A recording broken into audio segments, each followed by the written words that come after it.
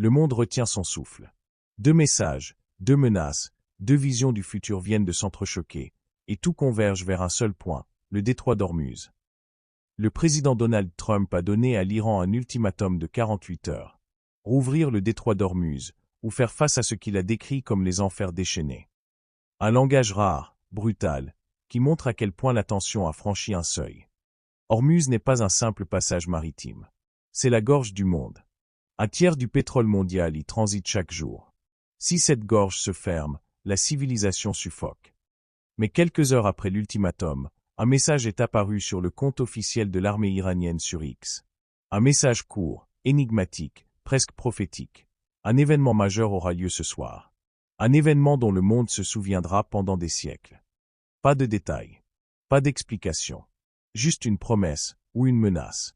Un écho qui résonne comme un avertissement venu d'un autre temps. Ormuz est un point de rupture. Un endroit où une seule décision, un seul tir, un seul incident peut déclencher une réaction en chaîne. Les flottes avancent. Les satellites observent. Les marchés tremblent. Et pendant que les puissances parlent de guerre, d'autres parlent de destin. Ormuz est un point de rupture. Un endroit où une seule décision, un seul tir, un seul incident peut déclencher une réaction en chaîne. Les flottes avancent. Les satellites observent. Les marchés tremblent. Et pendant que les puissances parlent de guerre, d'autres parlent de destin.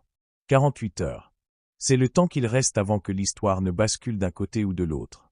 Un ultimatum d'un côté. Une prophétie de l'autre.